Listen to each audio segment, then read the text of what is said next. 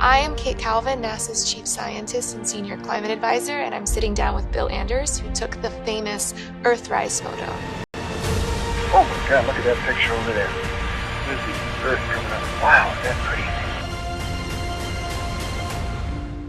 So most of us only get to see what's right in front of us, the sidewalk, the building, the trees. But when you were in space, you had this opportunity to see the planet as a whole, this beautiful blue planet. What was that like? Well, before we got to the moon, I was able to look back at the Earth, and it was about the size of my fist at arm's length.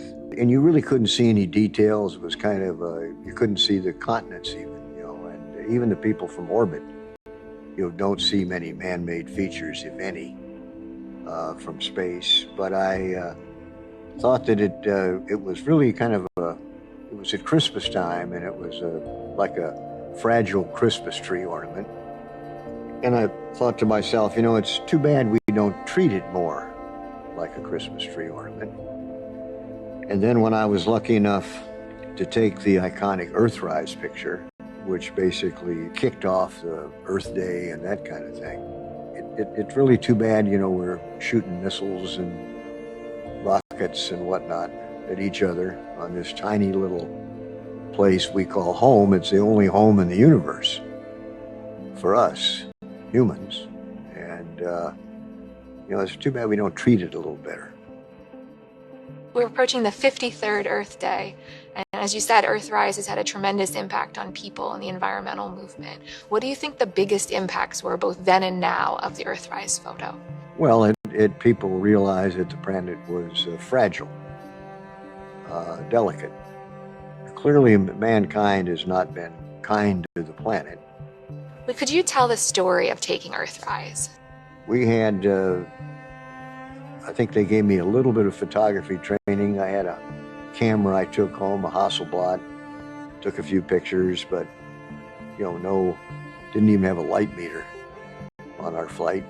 And so we were in lunar orbit, upside down and going backwards. So for the first several revolutions, and we didn't see the Earth, and didn't really think about that.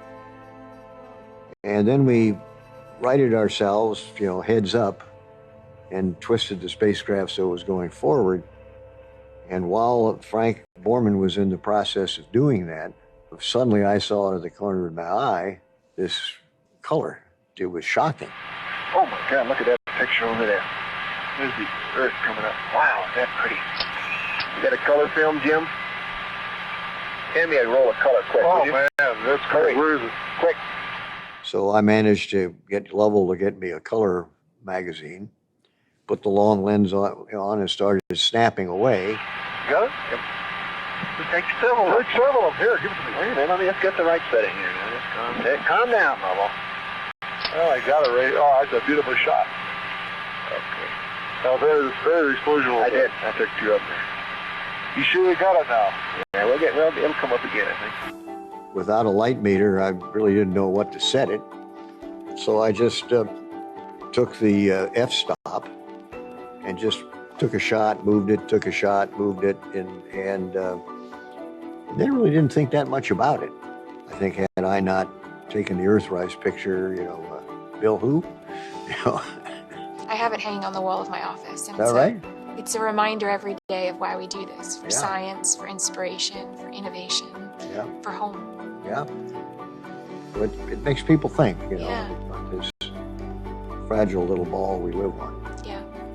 Beautiful, I fragile. hadn't made them think enough, but they do think.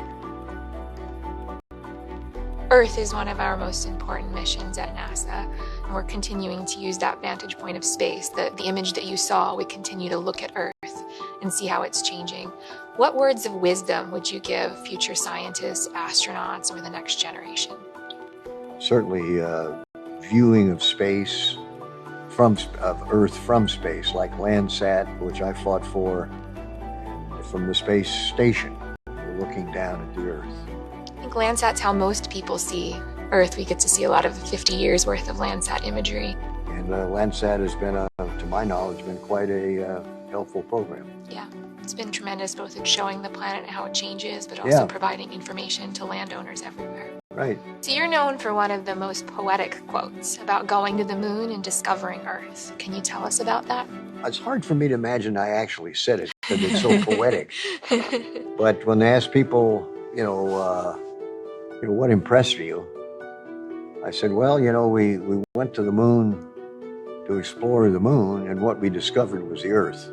So, I was lucky to take Earthrise with color film, with a long lens, and make that statement.